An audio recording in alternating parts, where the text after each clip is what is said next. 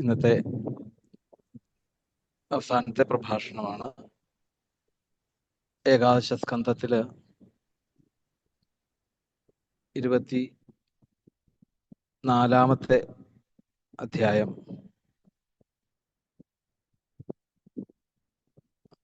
നമുക്ക് പറഞ്ഞു തരുന്നത് രമാദേവി രാമകൃഷ്ണൻ. നമുക്കെല്ലാവർക്കും അറിയാം, ഭാഗവത കുടുംബം തുടങ്ങുന്ന സമയത്ത് മുതൽ തന്നെ അന്നും ഇന്നും ഒരേപോലെ ഇതില് പ്രവർത്തിച്ചുകൊണ്ടിരിക്കുന്ന അമ്മയാണ്. ഇതിൻ്റെ ഒരു വല്യപ്പത്തിന്റെ ഒരു ഘടകം കൂടിയായിട്ട് വേണമെങ്കിൽ പറയാം. അത്ര കണ്ട് ഈ പറഞ്ഞ പോലെ തുടങ്ങാനുള്ള ഒരു കാരണക്കാരിയും കൂടിയായി മാറിയിട്ടുണ്ട് ശരിക്ക്. അപ്പൊ അത് അന്ന് മുതൽ തന്നെ ഇന്ന് വരെ പൂർണ്ണമായിട്ടും ഉപാസനകളിലാണെങ്കിലും സത്സംഗങ്ങളിലാണെങ്കിലും ഒക്കെ പൂർണ്ണമായിട്ടും അമ്മയെ നമുക്ക് എല്ലാ ആചാര മര്യാദകളോടും കൂടി പാദങ്ങൾ വീണ് നമസ്കരിച്ചുകൊണ്ട് ഈ യജ്ഞത്തിന്റെ അവസാന പ്രഭാഷണത്തിലേക്ക്, അവസാനമല്ല, എനിക്കൊരു ചെറിയൊരു സമർപ്പണമുണ്ട്. അതിനു മുമ്പായിട്ട് ആ ഏകാദശ സ്കന്ധത്തിലെ ഒരധ്യായത്തിലേക്ക് നമുക്ക് ഒന്ന് ശ്രദ്ധിക്കാം. പാദങ്ങൾ വീണ് നമസ്കരിച്ചുകൊണ്ട് ഈ വേദിയിലേക്ക് സാദരം സുസ്വാഗതം ചെയ്യുന്നു. ഗോവിന്ദനാമ സങ്കീർത്തനം. ഗോവിന്ദ ഗോവിന്ദ. ഓം ശ്രീ ഗണേശ ശാരദാ ഗുരുഭ്യോ നമഃ. സദാശിവസമാരംഭാം ശങ്കരാചാര്യ മധ്യമാം അസ്മദാചാര്യ പര്യന്താം വന്ദേ ഗുരുപരമ്പരാം. സച്ചിദാനന്ദരൂപായ വിശ്വോൽപത്യാദിഹേതവേ താപത്രയ വിനാശായ ശ്രീകൃഷ്ണായ വയം നമഃ.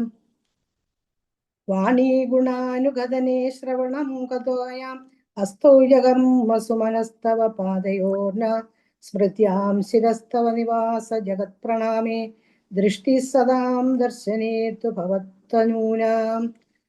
പീതാംബരം കരവിരാജിത ശംഖചക്ര കൗമോദഗീ സരസിജം കരുണാസമുദ്രം രാധാസഹായം അതിസുന്ദരമന്ദഹാസം വാതാലയേശം അനിശം ഹൃദി ഭാവയാമി. ഓം നമോ ഭഗവതേ വാസുദേവ. ശ്രീ പത്മനാഭാശരണം, ശ്രീ പത്മനാഭാശരണം, ശ്രീ പത്മനാഭാശരണം. ഈ ഭാഗവത കുടുംബത്തിലെ എല്ലാ സുഹൃത്തുക്കളായ എല്ലാ സജ്ജനങ്ങൾക്കും എൻ്റെ വിനീത നമസ്കാരം. നമ്മുടെ തിരുമേനി മനു തിരുമേനിക്ക് എൻ്റെ പാദ നമസ്കാരം. ഇന്ന് ജന്മദിനം ആഘോഷിക്കുന്ന അച്ഛൻ തിരുമേനിക്ക് എൻ്റെ ജന്മദിന ആശംസകൾ. അദ്ദേഹം നമ്മളോടൊപ്പം ഈ അവസരങ്ങളിലാണല്ലോ നമ്മൾ ഈ ഈശ്വര ആരാധന നടത്തുന്നത്. ഇനി കൂടുതൽ കാലം അദ്ദേഹത്തിന് ഈ ഈശ്വരാരാധനയിൽ പങ്കെടുത്ത് നമ്മളോടൊപ്പം പങ്കെടുക്കാനുള്ള ആയുസ്സും ആരോഗ്യം ഭഗവാൻ നൽകട്ടെ എന്ന് പ്രാർത്ഥിച്ചുകൊണ്ട് ഞാൻ എനിക്ക് തന്നിരിക്കുന്ന ഈ അധ്യായത്തിലേക്ക് പറയാൻ നോക്കാം. നമ്മളിപ്പോൾ ശരിക്കും പറഞ്ഞ ഒരു മണിക്കൂർ കൊണ്ട് വന്ദേ ഭാരതിലാണ് യാത്ര ചെയ്തുകൊണ്ടിരുന്നത്. നമുക്ക് കാതിന് കുളിർമ, കണ്ണിന് കുളിർമ, മനസ്സിന് കുളിർമ, ഇതെല്ലാം ഉണ്ടായിരുന്നു. ഇനി ഈ ഇതൊന്നും ഏകാദശം എന്ന് പറയുന്നത് നമ്മളിപ്പോൾ ഈ പരശുരാമക്ഷേത്രത്തിൻ്റെ ട്രെയിനിൽ പോകുന്ന പോലെ ആയിരിക്കും. അത്രയ്ക്കൊരു എന്താണ് അതിനൊരു അത്രയൊരു വലിയ ഇതൊന്നും കാണില്ല, അത്ര കേൾക്കാനൊന്നും വലിയ കാണില്ല. ഇതെല്ലാം മൊത്തം തത്വമാണല്ലോ പറയുന്നത്. അപ്പൊ ഇനി ശ്രീമദ് ഭാഗവതത്തിലെ ഏകാദശ സ്കന്ധത്തിൽ 24 അധ്യായമാണ് എനിക്ക് ഭഗവാൻ നിശ്ചയിച്ചു വെച്ചിരിക്കുന്നത്. അത് ഈ ഏകാദശ സ്കന്ധം എന്ന് പറയുന്നത് ഭാഗവതത്തിന്റെ ഏറ്റവും മർമ്മപ്രധാനമായ സ്കന്ധമാണ്. അതിനെ ഹൃദയസ്ഥാനം ആണെന്ന് വേണമെങ്കിലും പറയാം. അപ്പൊ ഇതിനെ മുക്തിസ്കന്ധമെന്നും മോക്ഷസ്കന്ധമെന്നും പറയപ്പെടുന്നു. ഭക്തിജ്ഞാന വൈരാഗ്യത്തിലൂടെ എങ്ങനെ മോക്ഷത്തിലെത്താം എന്നതാണ് ഇതിൻ്റെ ഇതിനകത്തിലുള്ള വിഷയം. ഇത് ഈ മഹാപുരാണ ലക്ഷണങ്ങളിലെ 9ാമത്തെ ലക്ഷണമായ മുക്തിയാണ് ഇതിൻ്റെ വിഷയം. ഇതിൻ്റെ ഒരു ഒരു കോണ്ടെക്സ്റ്റ് എങ്ങനെയാണെന്ന് നോക്കാം. ഭഗവാന് ഇതിൻ്റെ അവതാര ഉദ്ദേശങ്ങളൊക്കെ പൂർത്തിയാക്കിയിട്ട് ദ്വാരക വിട്ട്, ഭൂമി വിട്ട് വൈകുണ്ഠത്തിലേക്ക് പോകാൻ, സ്വധാമത്തിലേക്ക് പോകാനുള്ള തയ്യാറെടുപ്പുകളൊക്കെ നടത്തിക്കൊണ്ടിരിക്കുമ്പോഴാണ് ഉദ്ധവർ ഇത് അറിയുന്നത്. ഉദ്ധവർക്ക് ഇത് സഹിക്കാൻ പറ്റുന്ന കാര്യമില്ല. ഉദ്ധവർ ഭയങ്കര ദുഃഖമായി. അപ്പൊ ഉദ്ധവര് ഭഗവാന്റെ അടുത്ത് ചെന്നിട്ട് പറയുകയാണ്, അല്ലയോ ഭഗവാനെ, എനിക്ക് അങ്ങേ ഒരു അരനിമിഷം പോലും നാഹം തവാംഗ്രി കമലം ക്ഷണാർത്ഥം അവികേശവ, അങ്ങ് എനിക്ക് ഒരു അരനിമിഷം പോലും അങ്ങേ വിട്ടുപിരിഞ്ഞ് ഇരിക്കാൻ പറ്റിയില്ല. അതുകൊണ്ട് അങ്ങ് എന്നെ കൂടി കൊണ്ടുപോകണം എന്ന് പറയാണ്. അപ്പം ഇത് കേട്ടപ്പോൾ ഭഗവാന് ഒരു തോന്നലുണ്ടായി. ഉദ്ധവൻ ഇനിയും ഈ മനോജയം ഉണ്ടായിട്ടില്ലേ, ഉദ്ധവൻ ഇനിയും ഈ ശരിക്കുള്ള ആത്മജ്ഞാനം ലഭിച്ചിട്ടില്ലേ എന്ന് ഭഗവാന് തോന്നും. ഭഗവാൻ അങ്ങനെ തോന്നിയിട്ടില്ല. ഉദ്ധവന് പറയും ഉദ്ധവ ബുദ്ധി സത്തമാന്നല്ലേ പറയുന്നത്. പക്ഷെ അതല്ല. അപ്പൊ ഭഗവാന് നമ്മളെയൊക്കെ നിർത്തി ഭഗവാന് നമ്മളോട് ഇത് പറഞ്ഞു തരണം. എന്താണ്? ഈ അജ്ഞാനമാകുന്ന അന്ധകാരത്തിൽപ്പെട്ട് പരമാർത്ഥ വസ്തുവിനെ അറിയാതെ പരിഭ്രമിക്കുന്ന ഈ ലോകത്തിനെ ഈ ദുഃഖത്തിൽ നിന്നും എങ്ങനെയെങ്കിലും രക്ഷിക്കണം എന്നുള്ള അതിനു വേണ്ടിയാണ് ഭഗവാൻ ഈ ഉപദേശങ്ങളൊക്കെ ഉദ്ധവർക്ക് ഉപദേശിക്കുന്നത്. ഇത് നമ്മൾക്ക് വേണ്ടി ചെയ്യുന്ന ഉപദേശങ്ങളാണ്. അപ്പൊ അങ്ങനെ ആണ് ഭഗവാൻ ഇത് ഉദ്ധവർക്ക് ഉപദേശിക്കുന്നത്. അങ്ങനെ ഉദ്ധവർക്ക് ഇവിടെ പറയുന്നത് ഈ മനസ്സാണ് എല്ലാത്തിൻ്റെയും കാരണം എന്നാണ് പറയുന്നത്. ഈ ഭാഗവത്തിൽ ഉടനീളം പറയുന്നതാണ് മനസ്സാണ് എല്ലാത്തിനും കാരണം. ഈ മനസ്സിനെ കൽപ്പവികൽപ്പങ്ങളിൽ നിന്നെല്ലാം വിമോപിച്ചിട്ട് ആത്മശുദ്ധി വരുത്തി എങ്ങനെ സച്ചിദാനന്ദത്തിൽ എത്താമെന്നാണ് ഇതിന്റെ വിഷയം. അപ്പൊ ഉദ്ധവനെ എങ്ങനെങ്കിലും ഈ ദുഃഖത്തിൽ നിന്ന് മോചിപ്പിച്ച് മോക്ഷത്തിലേക്ക് എത്തിക്കണമെന്ന് ഭഗവാൻ നിശ്ചയിച്ചു. ആ സമയത്ത് ഭഗവാൻ ഉദ്ധവരോട് കൊടുക്കുന്ന ഉപദേശങ്ങളാണ് ഈ ഉദ്ധവ ഉപദേശം, അഥവാ ഇതിനെ ഉദ്ധവഗീത എന്നും പറയുന്നു. അപ്പൊ ഏകാദശത്തിലെ 7-ാം അധ്യായം മുതൽ 29-ാം അധ്യായം വരെ ഈ ഉദ്ധവോപദേശമാണ്. അതിലെ 24-ാം അധ്യായത്തിലാണ് ഭഗവാൻ ഇതിൽ ഉദ്ധവർക്ക് സാംഖ്യ ദർശനമാണ് ഉപദേശിക്കുന്നത്.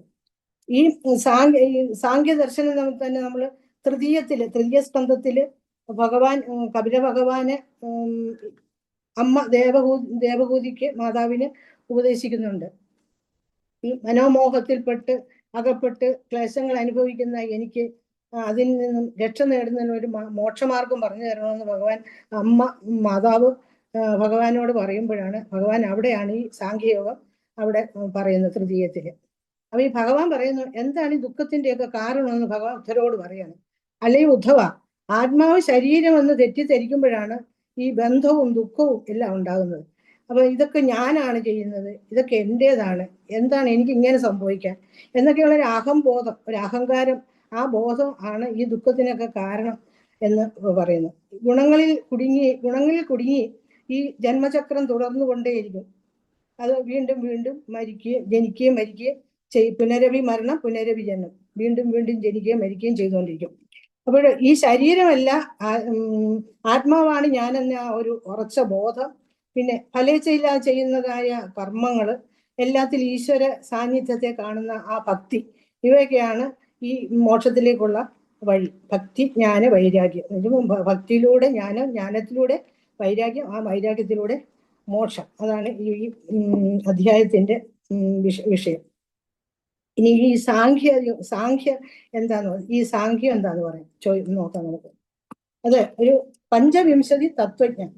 പഞ്ചവിംശതി തത്വജ്ഞാനം എന്ന് പറയാം 25 തത്വങ്ങളുടെ ഒരു ദർശനം ആണ് ഈ സാംഖ്യം എന്ന് പറയുന്നത്.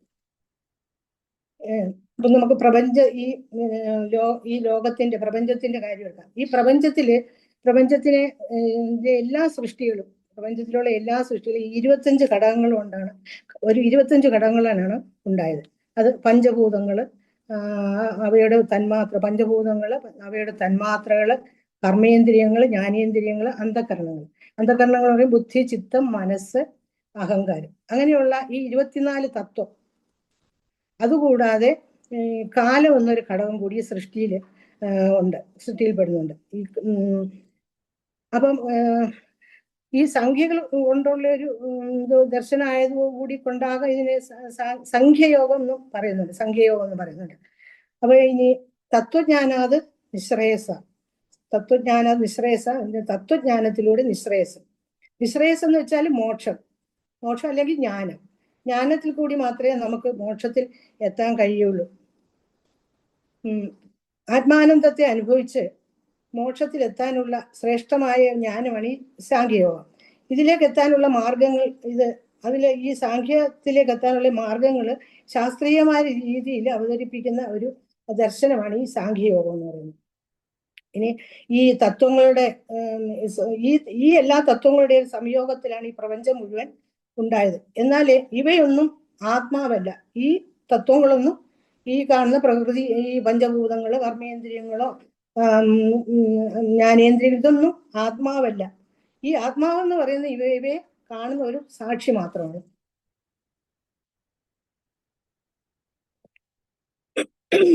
അപ്പൊ ഇനി ഇതില് ഭഗവാൻ പറയുന്നത് ഈ സൃഷ്ടിസ്ഥിതിയെ കുറിച്ചാണ്. സൃഷ്ടി, സ്ഥിതി, ലയം, ഇത് മൂന്നുമാണ് ഈ അധ്യായത്തിലെ വിഷയം. അപ്പം ഇതിന്റെ തത്വത്തെ കുറിച്ച് ഭഗവാൻ പറയുന്നു. ഈ തത്വത്തെ മനസ്സിലാക്കുന്ന എൻ്റെ ഭക്തന് ഈ രണ്ട ഉണ്ട് എന്നുള്ള ആ ഭാവം വെടിഞ്ഞ്, ദ്വൈതഭാവം വെടിഞ്ഞ് ഏകാത്മഭാവത്തിലെത്താൻ കഴിയും. അതിലൂടെ മോക്ഷത്തിലെത്താൻ കഴിയുമെന്ന് ഭഗവാൻ തോർക്ക് പറഞ്ഞു കൊടുക്കുകയാണ്. ഇവിടെ പറയുന്നു, ലോകത്തിന്റെ ഉത്ഭവസ്ഥാനം തന്നെ ബ്രഹ്മം എന്നാണല്ലോ പറഞ്ഞത്. ലോകത്തിന്റെ ഉത്ഭവസ്ഥാനം ബ്രഹ്മമാണ്. സ്ഥിത്യുദ്ഭവ പ്രളയഹേതുരസ്യ യത് സ്വപ്ന ജാഗര സുഷുപ്തിഷു സദ്ബഹിച്ച ദേഹേന്ദ്രിയ സുഹൃദയാനി ചരന്തിയേന സഞ്ജീവിതാനി തതവേഹി പരം നരേന്ദ്ര. ഈ ലോകത്തിന്റെ ഉത്ഭവത്തിനും നിലനിൽപ്പിനും നാശത്തിനും എല്ലാം കാരണം ഈ ബ്രഹ്മമാണ്. എന്നാൽ ഇതിന് യാതൊരു സ്വയം കാരണം ഇല്ലാത്തതും സ്വപ്നം, ജാഗ്രത്, സുഷുപ്തി എന്നീ അവസ്ഥകളിൽ ചേർന്നുകൊണ്ടും ഇവയോടൊന്നും യാതൊരു ബന്ധവുമില്ലാതെ വിട്ടിരിക്കുന്നതുമാകുന്നു. ദേഹങ്ങള്, ഇന്ദ്രിയങ്ങള്, പ്രാണങ്ങള്, അന്ധകരണങ്ങൾ ഇവയുടെ എല്ലാം വ്യാപാരത്തെ ചൈതന്യവത്താക്കി തീർന്ന വസ്തുവാകുന്നു ബ്രഹ്മം. ഈ ജഡമായ ദേഹാദികളിൽ അന്തര്യാമിയായി പ്രവർത്തിച്ച എല്ലാത്തിനെയും ചൈതന്യവത്താക്കുന്നു ഈ പരമതത്വത്തെയാണ് ബ്രഹ്മം അഥവാ നാരായണൻ എന്ന് പറയുന്നത്. ഈ കാലത്തിനും ദേശത്തിനും ഇത് അതീതമാണ്. ഈ അതീതമായി സ്വതന്ത്രമായിട്ട് ഈ പരമാത്മാവ് നിലകൊള്ളുന്നു. വാക്കുകൊണ്ട് നമുക്ക് പറഞ്ഞറിയിക്കാനോ മനസ്സുകൊണ്ട് ഊഹിക്കാനോ പറ്റാത്ത വസ്തുവാണ് ഈ ബ്രഹ്മം. അപ്പൊ ഈ പ്രപഞ്ചത്തിലെ എല്ലാ വസ്തുക്കളും ബ്രഹ്മത്തിൽ നിന്നുണ്ടായത് ഇവിടെ പറഞ്ഞു. അപ്പൊ ഈ സകല വസ്തുക്കളും അതുപോലെ തന്നെ സകല വസ്തുക്കളും ലയിക്കുന്നതും ബ്രഹ്മത്തിലാണ്. ആ ബ്രഹ്മം സൃഷ്ടിക്ക് മുമ്പുള്ളതായ പ്രളയത്തിലും നാശമില്ലാതെ നശിക്കാതെ അത് സൂക്ഷ്മമായ നിലയിൽ സ്ഥിതി ചെയ്യുന്നു. ഈ സൃഷ്ടിക്ക് അടിസ്ഥാനമായിട്ടുള്ള ഈ പഞ്ചഭൂതങ്ങൾ, അവയുടെ തന്മാത്രകള്, പഞ്ചേന്ദ്രിയങ്ങൾ, കർമ്മേന്ദ്രിയങ്ങൾ, മായാഗുണങ്ങള്, ത്രിഗുണങ്ങള്, ഇവയെല്ലാം അതിൻ്റെതായ സൂക്ഷ്മമായ രൂപത്തിൽ ഈ മൂലജ്ഞാനത്തിൽ ബ്രഹ്മത്തിൽ ലയിച്ചിരിക്കുന്നു. ഈ ബ്രഹ്മം സകല വസ്തുക്കളുടെയും അധിഷ്ഠാനമാണ്. ഈശ്വരൻ ഈ ജഗത്തിനെ സർവവും തന്നിൽ തന്നെ നസിച്ച് യാതൊരു ഗുണങ്ങളെയും ഈക്ഷിക്കാതെ നിരീഹനായി പരമാനന്ദ ജ്ഞാനമായി സത്യമെന്ന സച്ചിദാനന്ദത്തില് തുരീയ അവസ്ഥയില് ഏകമായ മൂലജ്ഞാനത്തിൽ ഇങ്ങനെ ബ്രഹ്മമായിട്ട് സ്ഥിതി ചെയ്യുന്നു. അങ്ങനെയുള്ളതായ ആ ബ്രഹ്മം സൃഷ്ടിയെ കുറിച്ചാണ് ഇനി പറയുന്നത്. അങ്ങനെയുള്ളതായ ഈ സൃഷ്ടി തൃതീയത്തില് സൃഷ്ടിയെ കുറിച്ച് വളരെ വിശദമായിട്ട് പറയുന്നു. ഇവിടെ അത്ര ഇതായിട്ട് പറയുന്നില്ല. ഈ പഞ്ചഭൂതങ്ങളൊക്കെ യോജിച്ചുണ്ടായെന്ന് മാത്രമേ പറയുന്നുള്ളൂ. അവിടെ ഈ ഓരോ തന്മാത്രകളും എങ്ങനെയൊക്കെ എന്നുള്ളത് ശ്രീയുടെ തൃതീയത്തില് വിശദമായിട്ട് പറയുന്നത്. അപ്പൊ അങ്ങനെയുള്ളതായി ഈ ബ്രഹ്മം രണ്ടായിട്ട് ഭവിച്ചു. ദൃശ്യമെന്നും ആ ദൃശ്യത്തെ പ്രകാശിപ്പിക്കുന്ന വസ്തു എന്ന നിലയിൽ രണ്ടായിട്ട് വന്നു. ആ ദൃശ്യത്തെയാണ് ജഡമെന്നും അതിനെ പ്രകാശിപ്പിക്കുന്ന വസ്തുവിനെ ചിത്തെന്നും പറയുന്നു. അപ്പൊ ഈ ഏകമായ ബ്രഹ്മം രണ്ടായിട്ട് ഭവിച്ചു. അത് എന്തിനാണ്? ഈ ലോകത്തിന്റെ വ്യവഹാരത്തിന് വേണ്ടിയാണ് ഇത് രണ്ടായിട്ട് ഉണ്ടായിട്ടുള്ളത്. ഈ ദൃശ്യമാണ് പ്രകൃതിയായത്, ചിത്താണ് പുരുഷൻ. അങ്ങനെ അപ്പോ ഈ ചിത്തും ഈ പുരുഷൻ, ചിത്താണ് പുരുഷൻ, ദൃശ്യമാണ് പ്രകൃതിയായത്. അപ്പോൾ ഈ പുരുഷനും പ്രകൃതിയും കാര്യവും കാരണമായിട്ടും നിൽക്കുന്നു. അതില് പുരുഷൻ കാരണവും പ്രകൃതി കാര്യവുമാണ്. പിന്നെ എപ്പോഴും ഒരു കാര്യം ഉണ്ടാകുന്നതും ഒരു കാരണത്തിൽ നിന്നാണ്. പുരുഷനിൽ നിന്ന് പ്രകൃതി ഉണ്ടായി, ഈ പ്രകൃതിയിൽ നിന്ന് പ്രപഞ്ചം ഉണ്ടായി. അങ്ങനെ വരുമ്പോൾ ഈ പുരുഷന് കാരണവും പ്രകൃതി കാര്യവും ആയിട്ട് വരുന്നു. ഈ പുരുഷനിൽ തന്നെ ലയിച്ചിരിക്കുന്ന ശക്തിയാണ് മായ. ഈ മായ എന്ന ഉപാധിയെ ആശ്രയിച്ചാണ് ഭഗവാൻ സൃഷ്ടി നടത്തുന്നത്. അങ്ങനെ ഈ പ്രകൃതിയും പുരുഷനും മായാശക്തിയാല് പ്രവർത്തിക്കുമ്പോഴാണ് ഈ ലോകവും ജീവനും അതിലുള്ള അനുഭവങ്ങളെല്ലാം ഉണ്ടാകുന്നത്. ഭഗവാന് ഈ സൃഷ്ടി നടത്തണമെന്നുള്ള ഒരു ആഗ്രഹം ഉണ്ടായപ്പോഴും പുരുഷൻ തൻ്റെ വീര്യമാകുന്ന ചിച്ഛക്തിയെ പ്രകൃതിയിലേക്ക് ആദാനം ചെയ്തു. അപ്പോൾ പ്രകൃതിക്ക് ക്ഷോഭം ഉണ്ടായി, പ്രകൃതിക്ക് വിജൃംഭണം ഉണ്ടായി, പ്രകൃതി വികസിച്ചു. അപ്പൊ ഈ വികാസത്തിൽ നിന്ന് പ്രകൃതിക്കുണ്ടായ സ്വഭാവ വിശേഷങ്ങളാണ് ഈ സത്വം, രജസ്, തമസ് എന്നീ മൂന്ന് ഈ ഗുണങ്ങൾ. സത്വം, രജ, തമ ഇത് ഗുണാഹ പ്രകൃതി സംഭവ. നമ്മുടെ എല്ലാം ചിന്തകളും തീരുമാനങ്ങളും ജീവിത ശൈലികളെല്ലാം ഈ ഗുണത്തെ ആശ്രയിച്ചാണ് ഇരിക്കുന്നത്. ഈ ഗുണങ്ങൾ നമ്മെ നിയന്ത്രിക്കുമ്പോഴാണ് നമുക്ക് ബന്ധങ്ങളും ദുഃഖങ്ങളും എല്ലാം ഉണ്ടാകുന്നത്. ഇനി ഈ ഗുണങ്ങൾ, ഈ മൂന്ന് ഗുണങ്ങളുടെയും സമ്മേളനത്താൽ ഒരു പുതിയ തത്വം ഉണ്ടായി. ആ തത്വമാണ് മഹത്വത്വം.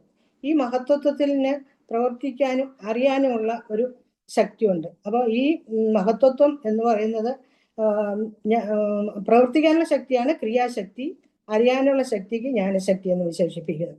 ഈ രണ്ട് ശക്തികളുടെയും സ്വരൂപം ഒന്നിച്ചിരിക്കുന്നു. അതിനാൽ ജ്ഞാനശക്തി ക്രിയാശക്തി സ്വരൂപമായ ഒരു തത്വമാണ് ഈ മഹത്വത്വം എന്ന് പറയാം. ഇവ രണ്ടും അന്യോന്യം ആശ്രയിച്ചിരിക്കുന്നു. അങ്ങനെ എന്നാൽ നമുക്ക് ജ്ഞാനമില്ലാതെ ഒരു പ്രവർത്തിക്കാൻ സാധ്യമല്ല. നമുക്ക് എന്തെങ്കിലും പുതിയതായിട്ടൊരു വസ്തു ഉണ്ടാക്കണം, നിർമ്മിക്കണം എന്ന് വരുമ്പോൾ നമുക്ക് അതിനെക്കുറിച്ചൊരു ശരിയായ ഒരു ജ്ഞാനം ഉണ്ടായിരിക്കണം. ആ വസ്തു എങ്ങനെ നിർമ്മിക്കണമെന്നും അതിൽ എന്തൊക്കെ ഘടകങ്ങൾ അടങ്ങിയിരിക്കുന്നു, അത് ഏത് രീതിയിലാണ് നമ്മൾ അതിനെ യോജിപ്പിച്ചെടുക്കേണ്ടതെന്നൊക്കെയുള്ള ഒരു ശരിയായ ജ്ഞാനം ഉണ്ടെങ്കിൽ നമുക്കൊരു പ്രവൃത്തി അതിൻ്റെ ശരിയായ രീതിയിൽ ഫലപ്രാപ്തിയിൽ എത്തിക്കാൻ കഴിയുള്ളൂ. അപ്പോൾ അതുപോലെ തന്നെ ഈ മഹത്വത്വം എന്ന് പറയുന്നത് ഒരു ജ്ഞാനശക്തി ക്രിയാശക്തി സ്വരൂപമാണ്. അങ്ങനെയുള്ള ഈ മഹത്വത്തിൽ നിന്നാണ് അഹംതത്വം ഉണ്ടായത്. അഹംതത്വം എന്ന് വെച്ചാൽ അഹങ്കാരം എന്ന് പറയും. അഹങ്കാരം നമ്മുടെ ജീവന്റെ എല്ലാ ഭ്രമത്തിനും ദുഃഖത്തിനും എല്ലാത്തിനും ബന്ധത്തിനും ഒക്കെയുള്ള കാരണം ഈ അഹങ്കാര തത്വമാകുന്നു. അതിന് കർത്തൃത്വം കർമ്മസംഗച്ച കാരണം ബന്ധമോക്ഷയോ എന്ന് ആണ് പറയുന്നത്. ഈ വ്യഷ്ടിയിലുള്ള കർത്തൃത്വം, കരണത്വം, വ്യക്തിത്വം ഇവയ്ക്കെല്ലാം കാരണം ഈ അഹങ്കാരമാകുന്നു. ഇതൊക്കെ മുമ്പേ പറഞ്ഞ പോലെ ഇതെല്ലാം ഞാനാണ് ചെയ്യുന്നത്, ഇതെല്ലാം എൻ്റേതാണ് എന്നൊക്കെയുള്ള ആ ഒരു അഹംഭാവമാണ് ഈ അഹങ്കാരം എന്ന് പറയുന്നത്. അപ്പം അങ്ങനെ ഇത് തന്നെയാണ് ഈ നമുക്കുള്ള ബന്ധത്തിനും ദുഃഖത്തിനും ഒക്കെ കാരണം.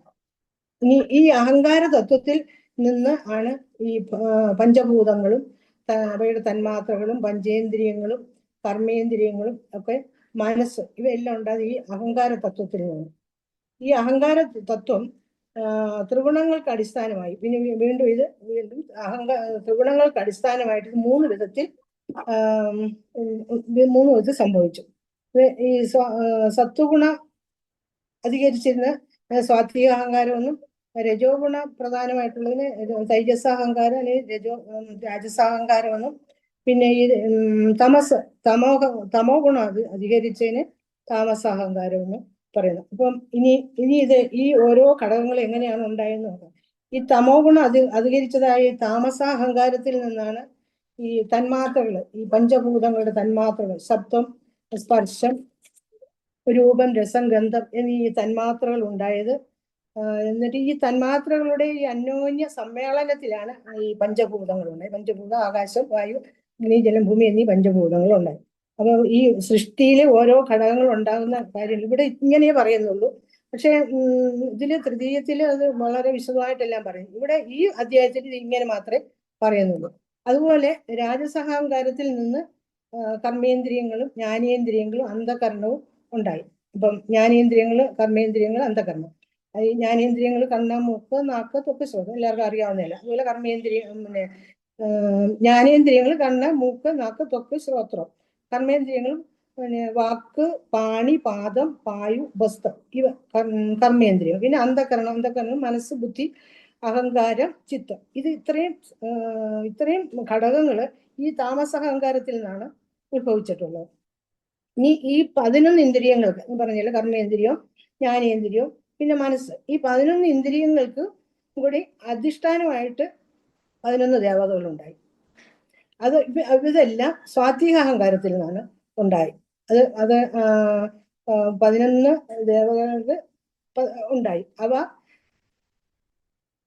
11 ദേവതകൾ ഉണ്ടായി സാത്വിക അഹങ്കാരത്തിൽ. അതാണ് ദിക്ക്, വാദം, സൂര്യൻ, പ്രജേതസ്, അശ്വികള്, വന്നി, ഇന്ദ്രൻ, ഉപേന്ദ്രൻ, മിത്രൻ, പ്രജാപതി, ചന്ദ്രൻ, അങ്ങനെ 11 ദേവതകളുണ്ട്. ഇനി ഈ പറഞ്ഞ ഈ ഘടകങ്ങളെല്ലാം എന്താണ്?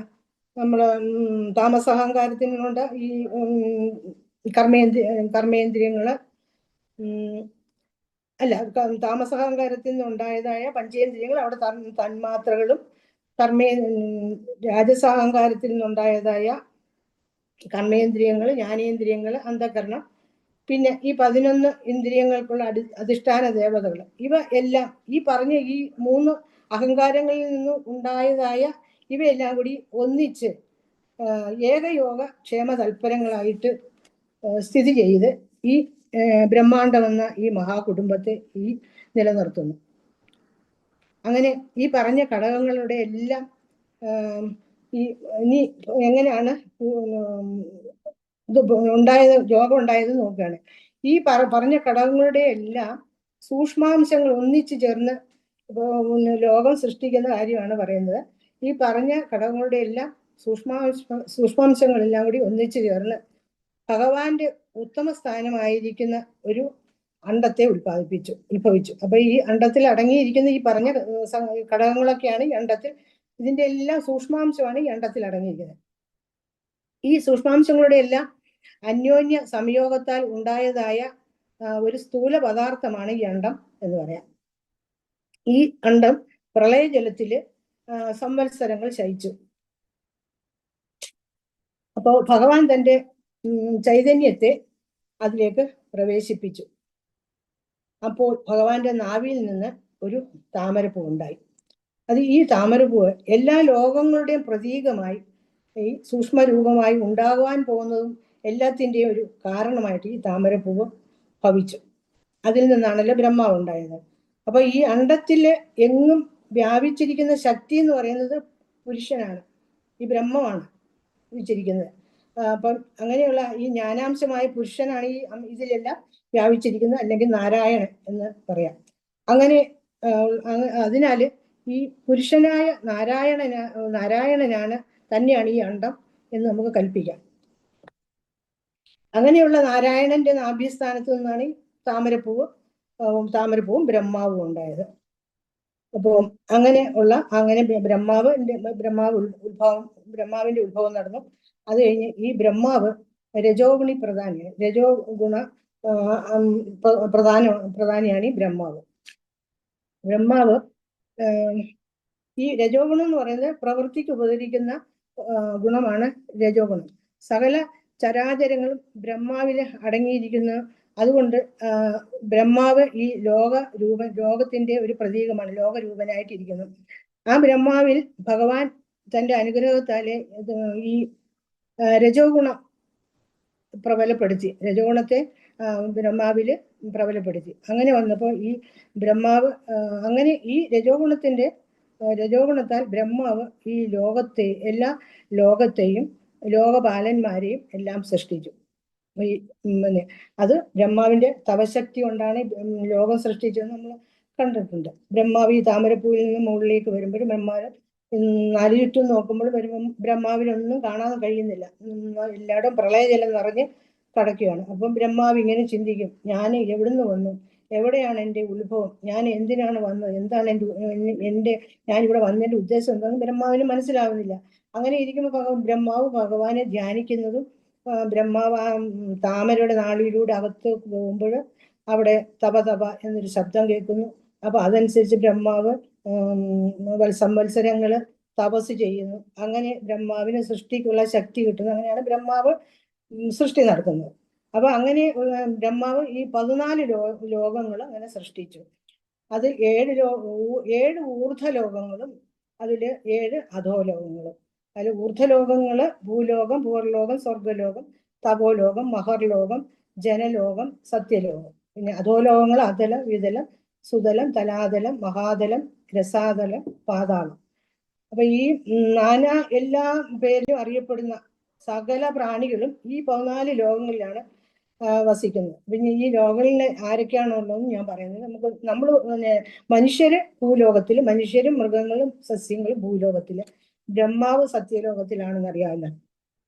ഈ ലോകങ്ങളില് ഈ സത്വാദി 3 ഗുണങ്ങളുടെ, ഈ ലോകങ്ങളിൽ വസിക്കുന്ന സത്വാദി 3 ഗുണങ്ങളുടെ ഏറ്റക്കുറച്ചിലനുസരിച്ച് പുണ്യം പാപം, പുണ്യപാപ സമ്മിശ്രമായ കർമ്മങ്ങൾ അവർ അനുഷ്ഠിക്കുന്നു ഈ ലോകങ്ങളിൽ. അപ്പൊ അതിനനുസരിച്ച് അവർക്ക് സുഖം ദുഃഖം, സുഖദുഃഖ സമ്മിശ്രങ്ങളായിട്ടുള്ള അനുഭവങ്ങൾ ഓരോരുത്തർക്കും ഉണ്ടാകുന്നു. അപ്പൊ ഇങ്ങനെ ഓരോ സ്ഥാനങ്ങൾ, അങ്ങനെ ഓരോരുത്തർക്കും ഈ ഓരോ കർമ്മങ്ങൾക്കും അതിന് കിട്ടുന്ന ഫലങ്ങളും അനുസരിച്ച് ഓരോരുത്തർക്കും ഓരോ സ്ഥാനങ്ങൾ കിട്ടി. എന്നാൽ ഭഗവാനെ സർവാത്മന ഭജിക്കുന്ന ഒരു ഭക്തന് പുനരാവർത്തി രഹിതമായ സായുജ്യമുക്തി അവിടെ ലഭിക്കുന്നു. അപ്പൊ ഈ ഭഗവാനെ ഈ ലോകങ്ങളിലൊന്നും പോകാതെ ഭഗവാനെ സർവാത്മന ഭജിക്കുന്ന ആ ഒരു ഭക്തന് പുനരാവർത്തി ഇല്ലാത്ത ഒരു ജന്മം ലഭിക്കുന്നു. അങ്ങനെ സായുജ്യമുക്തി ലഭിക്കുന്നു. ഇതിനെയാണ് വൈകുണ്ഠപ്രാപ്തി എന്ന് പറയുന്നത്. ഇപ്പൊ മോക്ഷം നേടുക അല്ലെങ്കിൽ ഭഗവാന്റെ സന്നിധിയിൽ എത്തുക എന്നൊക്കെയാണ് ഇതിന്റെ അർത്ഥം. കുണ്ഠതകളൊന്നും ഇല്ലാത്ത ഒരു ലോകത്തിൽ എത്തുക എന്നും പറയാം. അവിടെ ശാശ്വതമായ പരമാനന്ദത്തെ അനുഭവിച്ച് കഴിയുന്നു. അപ്പൊ ഇപ്പൊ സൃഷ്ടിയുടെ കാര്യം ഇങ്ങനെയാണ്. ഇവിടെ ഈ അധ്യായത്തിൽ ഇങ്ങനെയാണ് സൃഷ്ടിയെ കുറിച്ച് പറയുന്നത്. പക്ഷെ പ്രതീതിത്തിലല്ല, ഇങ്ങനെയല്ലെന്ന് ഞാൻ പറഞ്ഞല്ലോ. എനിക്ക് അത് ഇവിടുത്തെ ഇതാണ് ഞാൻ പറയുന്നത്, ഈ അധ്യായത്തിൽ പറയുന്നതാണ് ഞാൻ പറയുന്നത്. ഇനി ഈ സ്ഥിതിയെ കുറിച്ച്, സൃഷ്ടി സ്ഥിതി ഇല്ല, അതിലെ സ്ഥിതിയെ കുറിച്ച് എന്താണ് ഇവിടെ പറയുന്നത് നോക്കാം. അപ്പം എല്ലാ കാര്യത്തിനും ഒരു കാരണം ഉണ്ടെന്ന് പറഞ്ഞല്ലോ. അപ്പൊ ഈ കാര്യം ഈ കാരണത്തെ ആശ്രയിച്ചാണ് ഇരിക്കുന്നത്. ഒരു വസ്തു ഏതിൽ നിന്ന് ഉത്ഭവിക്കുന്നു അത് അതിൽ തന്നെ ലയിക്കുന്നു. അതിന്റെ മധ്യാവസ്ഥയും ആ കാരണസ്വരൂപമായിട്ട് തന്നെ ഇരിക്കുന്നു. അതിന് അന്യമായ പിന്നെ വേറൊരു സ്വരൂപം ആ പദാർത്ഥത്തിന് ഇല്ല. പക്ഷെ ഈ വ്യവഹാരങ്ങൾക്ക് ആവശ്യങ്ങൾക്കായിട്ട് ഈ മധ്യകാലത്തിൽ അതിന് പല രൂപങ്ങള്, ആകൃതി മാറ്റങ്ങള്, സ്വഭാവ മാറ്റങ്ങള് ഒക്കെ ഉണ്ടാകുന്നുണ്ട്. അത് ഓരോ വിധമായ ആവശ്യങ്ങൾ നടത്തിക്കാനും കൊടുക്കൽ വാങ്ങൽ ക്രമത്തിൽ നടത്തുവാനും ഒക്കെ വേണ്ടിയിട്ടാണ്. അപ്പൊ അതുപോലെ തന്നെ ഈ പ്രാണികളുടെ പുണ്യഭാവാവസ്ഥകൾ അനുസരിച്ച് സുഖദുഃഖങ്ങൾ അനുഭവിക്കേണ്ടി വരുന്നു. സുഖദുഃഖങ്ങൾ അനുഭവിക്കാന് ശരീരങ്ങളും അതിന് വേണ്ടുന്ന ഭോഗ്യ പദാർത്ഥങ്ങളും ആവശ്യമായതിനാൽ പ്രകൃതി പുരുഷ സംയോഗ നിമിത്തം ഇവിടെ അനേക പദാർത്ഥങ്ങൾ ഉണ്ടാകുന്നു.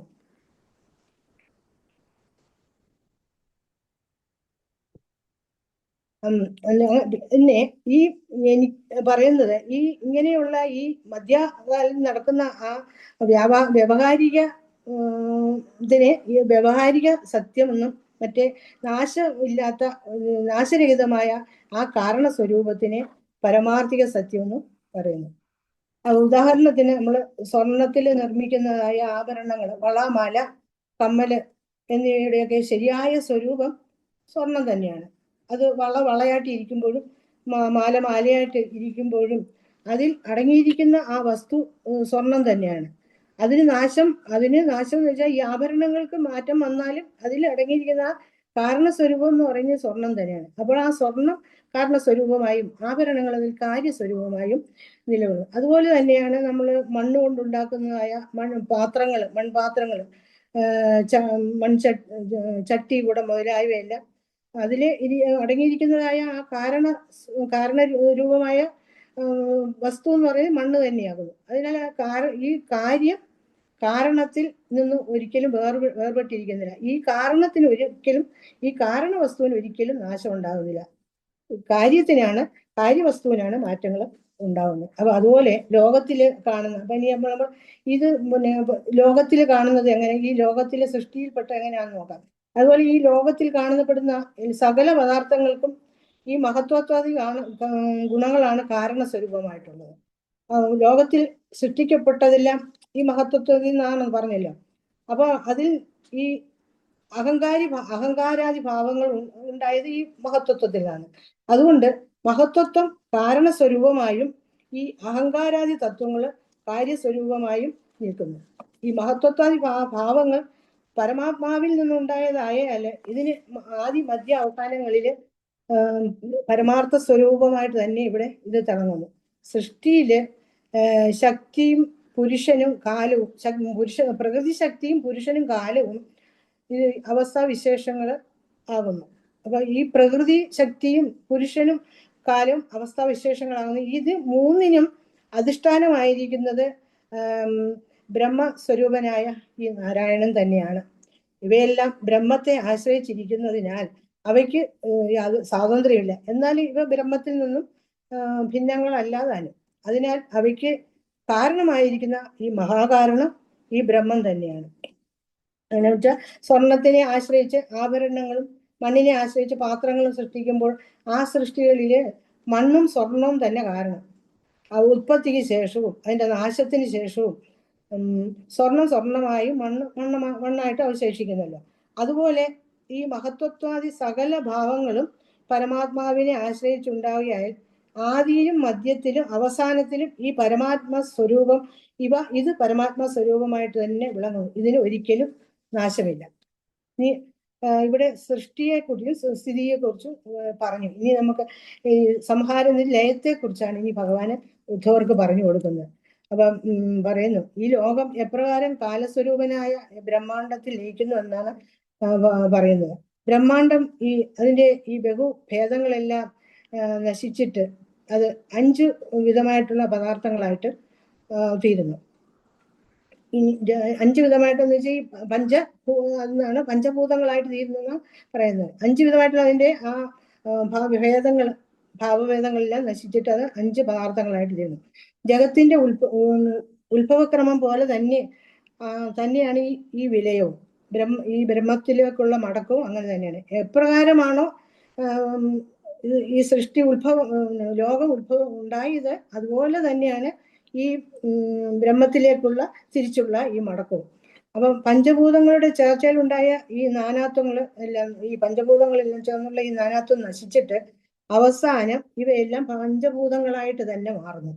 അതാണ് തസ്മാദ്വ ഏതസ്മാത് ആത്മന ആകാശ സംഭൂത ആകാശാത് വായു വായോരഗ്നി അഗ്നേരാപ അഭ്യ പൃഥ്വി പൃഥിവ്യ ഓഷധയ ഓഷധീഭ്യോ അന്നം അന്നാത് പുരുഷ. എന്നുവെച്ചാൽ ആത്മാവിൽ നിന്ന് ആകാശം, ആകാശത്തിൽ നിന്ന് വായു, വായുവിൽ നിന്ന് നമ്മൾ അത് കണ്ടോ, ജലത്തിൽ നിന്ന് ഭൂമി, ജലത്തിൽ ഭൂമി, ഭൂമിയിൽ നിന്ന് സസ്യങ്ങളിൽ നിന്ന് അന്നം, അതിൽ നിന്ന് ജീവൻ ഉണ്ടായി.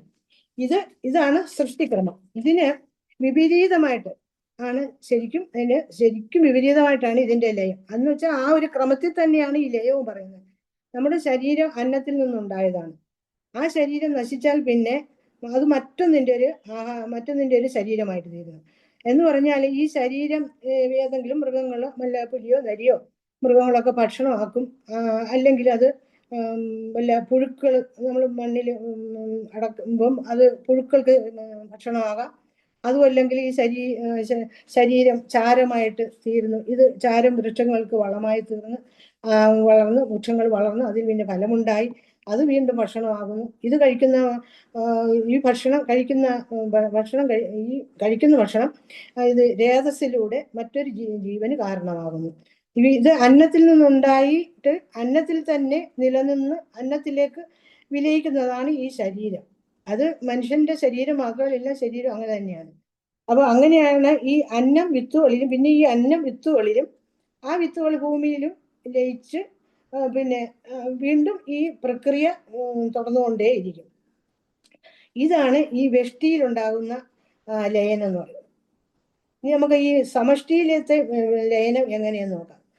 ഭൂമി അതിന്റെ തന്മാത്രയായ ഗന്ധത്തിൽ അത് ആദ്യം ഈ തന്മാത്രകൾ അതിന്റെ പഞ്ചഭൂതങ്ങളുമായിട്ട് ലയിക്കുന്നു. അപ്പൊ ആദ്യം ഭൂമി അതിന്റെ തന്മാത്രയായ ഗന്ധത്തിൽ ലയിക്കുന്നു.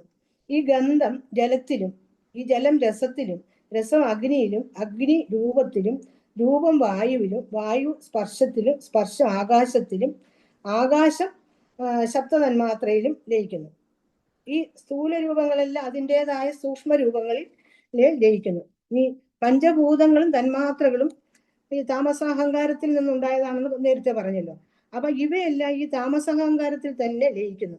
അതുപോലെ ഈ രാജസഹങ്കാരത്തിൽ നിന്നും ഉണ്ടായതായ ഇന്ദ്രിയങ്ങളെല്ലാം ഈ രാജസഹങ്കാരത്തിൽ ലയിക്കുന്നു. ഇനി ഇന്ദ്രിയങ്ങളെ പ്രവർത്തിപ്പിക്കുന്ന ദേവതകളുണ്ടെന്ന് പറഞ്ഞല്ലോ, 11 ദേവകൾ. ആ ദേവതകള് മനസ്സ് ദേവതകളോടുകൂടി ഈ സ്വാത്വിക അഹങ്കാരത്തിലും ലയിക്കുന്നു. ഈ സ്വാത്വിക അഹങ്കാരത്തിൽ നിന്നാണല്ലോ ഈ ഇന്ദ്രിയങ്ങൾക്ക് അടിസ്ഥാനമായ ഈ ദേവതകളുണ്ട്. അപ്പൊ ഈ ദേവതകളെല്ലാം ഈ സ്വാത്വിക അഹങ്കാരത്തിൽ ലയിക്കുന്നു. ഇനി ഈ 3 വിധ അഹങ്കാരങ്ങളും അവയിലുള്ളതായ ആ ജഡാംശങ്ങളെയെല്ലാം പരിത്യജിക്കുന്നു. എന്നിട്ട് ജ്ഞാനശക്തി, ക്രിയാശക്തി സ്വരൂപമായി ആയിട്ട് സ്ഥിതി ചെയ്യുന്നു. അപ്പൊ ജ്ഞാനശക്തി, ക്രിയാശക്തി നമ്മൾ ഇവിടെ പറഞ്ഞു. ഈ മഹത്വത്വം എന്ന് പറയുന്നത് ഒരു ജ്ഞാനശക്തി, ക്രിയാശക്തി സ്വരൂപമാണ്. അപ്പൊ ഇത് തിരിച്ച് എന്നിട്ട് ഇതെല്ലാം ജ്ഞാനശക്തി, ക്രിയാശക്തിയായിട്ട് സ്ഥിതി ചെയ്യുന്നു. ഇവ എന്നിട്ട് ഈ മഹത്വത്വത്തിൽ ലയിക്കുന്നു. ഈ മഹത്വത്വം ത്രിഗുണങ്ങളിൽ ലയിക്കുന്നു. ആ ഗുണങ്ങൾ പ്രകൃതിയിൽ ലയിക്കുന്നു. എന്നിട്ട് സത്വം, രജസ്, തമസ് എന്ന ആ സ്വഭാവ വിശേഷത്തെ ഉപേക്ഷിച്ചിട്ട് അവ സമാവസ്ഥയെ പ്രാപിക്കുന്നു. ഈ ഗുണങ്ങള് പിന്നെ ഒന്നിനൊന്ന് അധികരിക്കാതെ ഈ സമമായിട്ട് ഇരിക്കുന്ന അവസ്ഥയാണ് അവ്യക്തം എന്ന് പറയുന്നത്. അപ്പൊ നമ്മൾ സൃഷ്ടിക്ക് മുമ്പ് കണ്ട പ്രപഞ്ചത്തെ അവ്യക്തമാണെന്നാണ് അവിടെ പറയുന്നത്.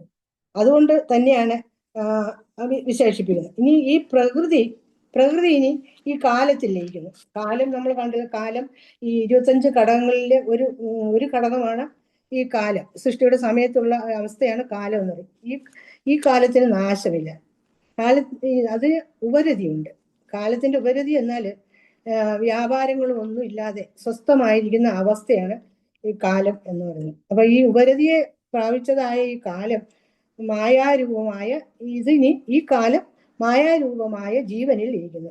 ഈ ജീവൻ ആത്മാവിൽ ലയിക്കുന്നു. അങ്ങനെ ഈ ഉണ്ടായതെല്ലാം ഇവിടെ ലയിച്ചു കഴിഞ്ഞു. ജീവൻ അതിന്റെ ജീവഭാവത്തെ വെടിഞ്ഞ് ജന്മരഹിതനായി ആത്മാവായിരിക്കുന്ന ഭഗവാനിൽ ലയിക്കുന്നു. അങ്ങനെ പരിപൂർണമായും നാശരഹിതമായിരിക്കുന്ന ആത്മാവിൽ ഇനി ലയിക്കാൻ മറ്റൊരു സ്ഥാനമില്ല. അല്ലാതെ ഇനി വേറൊരു സ്ഥാനമില്ല. ഇനി ലയനത്തിന് ഇനി വേറൊരു സ്ഥാനമില്ല. ഈ ആത്മാവിൽ അഥവാ ബ്രഹ്മത്തിൽ ലയിച്ചിരിക്കുന്നു. അങ്ങനെ ഈ ലോകത്തിൽ ഉണ്ടായ എല്ലാ പദാർത്ഥങ്ങളും ഇവിടെ ലയം ചെയ്തതായിട്ട് പറഞ്ഞല്ലോ. എല്ലാം ബ്രഹ്മത്തിൽ ലയിച്ചു കഴിഞ്ഞു. ഇനി ഇവിടെ ഈ ശാസ്ത്രത്തെ മനസ്സിലാക്കിയാലുണ്ടാകുന്ന അതാണ് ഭഗവാൻ ഉദ്ധവരോട് പറയുന്നത്. ഈ സാഖ്യശാസ്ത്രത്തിന്റെ സാരത്തെ ഭഗവാൻ പറഞ്ഞതിന് ശേഷം ഇത് നന്നായിട്ട് ധരിച്ചാൽ ഉണ്ടാകുന്ന ഫലത്തെയാണ് ഭഗവാൻ പറയുന്നത്. ഈ ശാസ്ത്രം നന്നായിട്ട് അറിയുന്ന ഒരുവന്റെ ഹൃദയത്തിൽ ഏകാത്മഭാവം കുറയ്ക്കുന്നു. അതിൻ്റെ നാനാത്വഭാവം ഭ്രമം ഒരിക്കലും ഉണ്ടാകുന്നില്ല. അങ്ങനെ ഇപ്പം നമ്മൾ പറഞ്ഞ എല്ലാം ബ്രഹ്മത്തിൽ നിന്ന് ഉത്ഭവിച്ച് എല്ലാം ജയിക്കുന്നു എന്ന് പറയുക. ഈ തത്വത്തെ, ഈ ജ്ഞാനത്തെ ശരിയായി ധരിക്കുന്ന ഒരാളിന് ഭയത്തിനും ദുഃഖത്തിനും അവകാശം ഇല്ല. അതിന് അവകാശമില്ല. അവന് അതിൽ നിന്നും എല്ലാം അതീതനാകുമെന്ന്, ബന്ധനങ്ങളിൽ നിന്ന് മുക്തനാകുന്നു.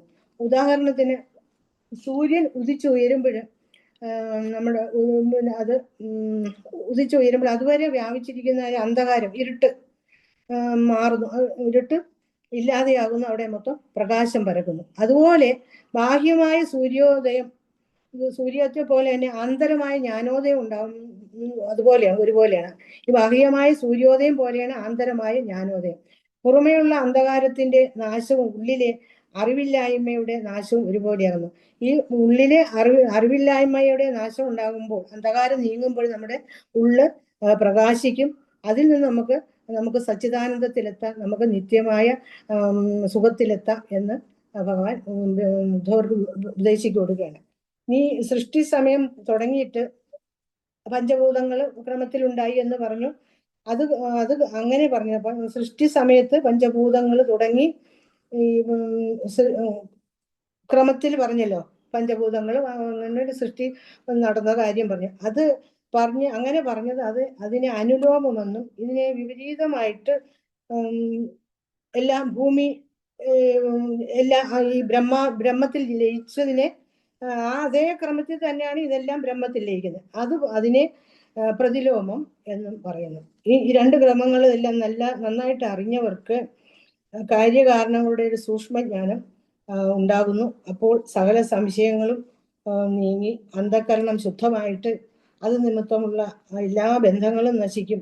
അങ്ങനെ ഭഗവാൻ പറയാം, എൻ്റെ ഭക്തന്മാര് മുക്തരായി പരമാനന്ദ സ്വരൂപികളായി തീരുന്നു എന്ന് ഭഗവാൻ പറയുന്നുണ്ട്. അപ്പൊ ഈ ജ്ഞാനത്തെ, ഈ സാരത്തെ ശരിയായിട്ട് ധരിച്ച് സംസാര ദുഃഖത്തിൽ നിന്ന് മോചിതനാകാം എന്ന് ഭഗവാൻ ഇവിടെ ഉദ്ധവർക്ക് ഉപദേശിച്ചു കൊടുക്കുകയാണ്. ആ സാങ്കേദർശനം നമ്മെ പഠിപ്പിക്കുന്നത് ലോകത്തെ ഉപേക്ഷിക്കാനോ അല്ലെങ്കിൽ നമുക്ക് ലോകത്തിലുള്ള ഈ സുഖങ്ങളും ഒന്നും അനുഭവിക്കേണ്ടെന്നോ ഒന്നുമല്ല ഭഗവാൻ ഇവിടെ പറയുന്നത്. ഇപ്പൊ ലോകത്തെ ഒരു ശരിയായ ബോധത്തോടെ കാണാനും അങ്ങനെ ബോധത്തോടെ കാണാനാണ് പറയുന്നത്. അപ്പൊ അതിൽ നമ്മൾ ഈ ഈശാവാസ്യത്തിലെ ആ ആദ്യത്തെ ഏറ്റവും പ്രധാനമുള്ള ആ ശ്ലോകം നോക്കാം. ഈശാവാസ്യം ഇതം സർവം യത്കിഞ്ച് ജഗത്യാം ജഗത്ത് തേന തെക്തേന പുഞ്ചീത മാകൃത കസ്യസി ധനം.